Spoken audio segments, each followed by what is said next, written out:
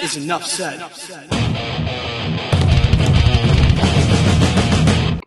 What's up, Heat Nation? Your boy Ernest here, back with another Miami Heat talk. Wait, nope. Got the boy and me here. We back with another episode on Dos Minutos, episode 3. How you doing today, Amir? I'm doing really good, man. How about yourself? I'm doing great, man. Been better. Got the little foot situation that I had, but besides that, I woke up, and as long as God wakes me up, I'm good to go for another day, my man, especially when we're talking Miami Heat basketball. Please, guys, take a moment. Don't forget to like the video, subscribe to the channel. Don't forget Amir's channel, Team to Beat Miami Heat. How you feeling, Amir? How you liking this summer team, this summer league team that we got going on? Dude, we won a championship. I mean, we have a finals MVP on our team right now.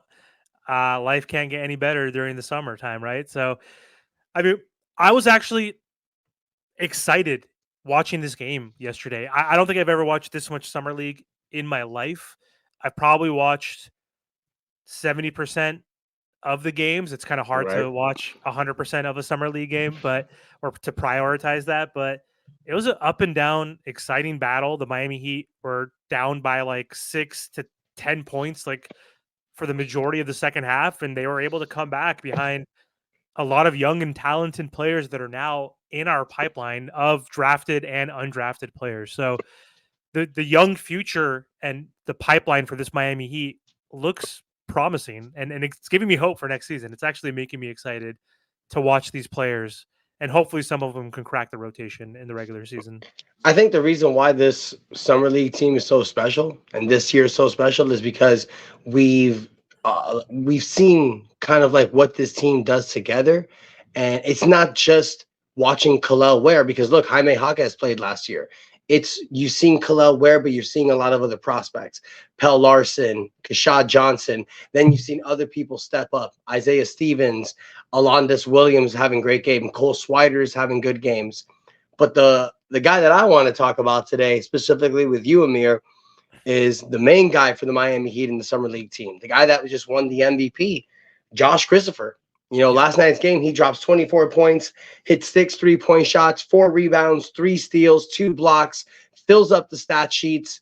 Not only that, man, in the summer league, he's averaged about, in the 6 games, 19.3 points a game, 3 rebounds, 2 assists in only 25 minutes of play. This guy has gone from a first-round pick to a summer league player, but now he may work his way back up. I mean, he's on an Exhibit 10 contract, but that's really nothing.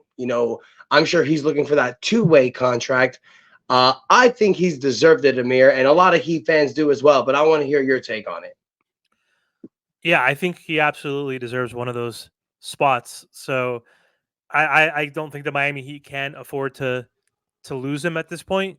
I don't know how well he'll do in another team's system and organization, but he did mention that he talked to UD and he said that I want to be a part of this Miami Heat culture. I think he's buying in to the culture and to the system.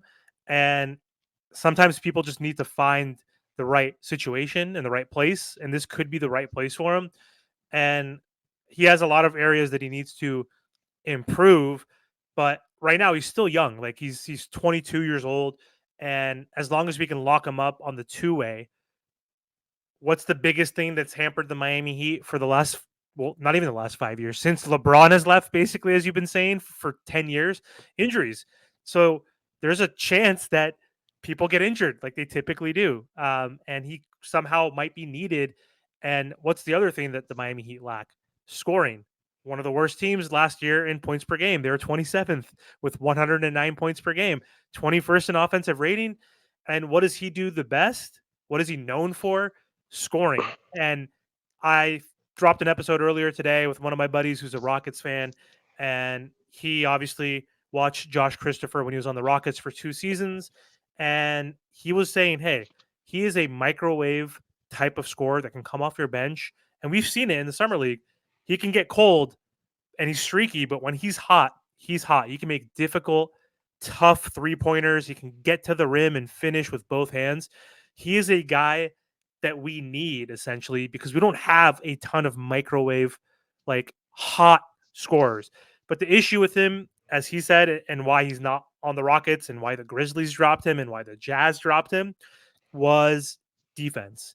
And he's technically a below average defender, but we're seeing signs of him buying into our system where we talk about the vanity metrics of even blocks and steals when we talk about Rudy Gobert winning defensive player of the year. Like, yes, those are meaningful, but just because you get steals doesn't mean you're a good defender. But he is showing, though, the effort, and those are leading to steals. Like, he's improving. So as long as he can improve defensively, I think he deserves that spot in general before that. But that way, if he improves defensively, we already know he's gifted as a scorer. Maybe he can play some games in the regular season and help this Miami Heat team. What are your thoughts on him after him winning MVP last night? I mean, all those teams that cut him don't have the same developmental system that we do. Max Strus, I don't think was really known for his defense when he was cut from Boston. You know, he comes to this Miami Heat system. He comes on this team. What does he do? He takes Duncan Robinson's spot, who signed a 5-year, $90 million contract. And that's because Duncan was a sniper of a shooter, just like Max became, but Max developed his defense and it became better than Duncan. And Spo thought, Spo saw it fit better in his system. Josh Christopher can get better in defense. A player can get better in defense. They just need to buy in the system. And I think with Josh Christopher, his story is reminiscent of Miami Heat culture, and that's what I think the Miami Heat tried last year with RJ Hampton. You get this guy that's a former first round draft pick. You think you're going to, you bring him in because he's fallen off. He doesn't have the big contract. He doesn't have the same developmental system as a Jaime Jaquez, Nikola Jovic that was drafted late. So you get a guy like Josh Christopher, like you thought with RJ Hampton, you can develop them. You can take that developmental talent that they had, which got them to be a first round draft pick, and make them better. And what I love about guys like Josh Christopher, Isaiah Stevens, Kashad Johnson, Pell Larson, Killel Ware, these are guys that are coming up. These are young boys that are hungry. I'm looking at these guys and this team reminiscent as the 2022 Miami Heat. Because what did we see that year? I think Jimmy only played like 58 games and Bland played like mid 60s, low 60s, because they both got injured. And when they were both injured, what held them afloat? Kyle Lowry.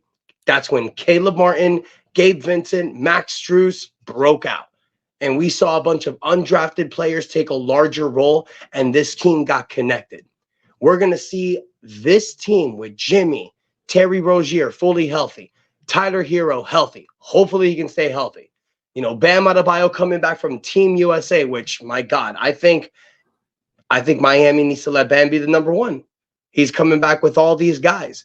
You come back with this team. You come back with these undrafted players. Josh Christopher, you put them all together in a training camp. See how they do. And I think this team together can actually do something.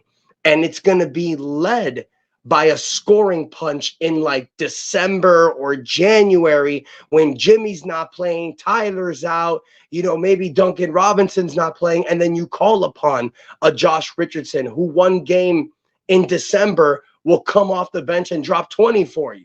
And then he'll do it again. Like, this is stuff we've seen from some of these undrafted players, former first round players, and you get the most out of it for the Heat system. So I think we can get a lot out of them. Definitely. Yeah, I'm hoping he gets that two-way. And he's athletic, and we don't have many athletic guys on our standard roster of those 14 players. So it's the Kashads, it's the Josh Christophers, it's the Alondas Williams type of guys that we have on our G League team in that system that are the athletes. And we need to infuse them, even if it's just, hey, like, we have some injuries. We need you to play 10, 15 games. We'll call you up, that could be impactful because, again, with Josh Christopher, he's 6'5", but he has a 6'9" wingspan, and he's making efforts on the other areas that you mentioned to stuff that box sheet. He's trying to be a better rebounder. He's trying to be a better passer, but more importantly, he's trying to be a better defender. And to your point, if we can get some guy who's hungry, because he has a chip on his shoulder, it's not the undrafted chip that Kashad or Isaiah Stevens perhaps will have coming in to the system. His is I was drafted, but no one believed me. Like now it's like I got to prove that I do belong, right? So he has a Yep. different chip on his shoulder, and yeah, we have some depth, dude.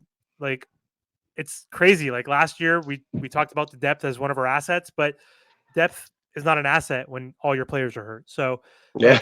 like look at the bottleneck we have potentially at like the shooting guard small forward position.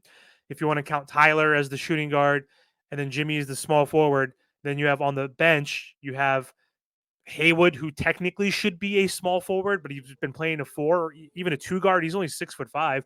We have Haywood, Jay Rich, Palel Larson, Duncan Robinson. Like all these guys can fit in that shooting guard, small forward. And then we have Kashad, who probably more likely will be that small ball four, the small forward, power forward.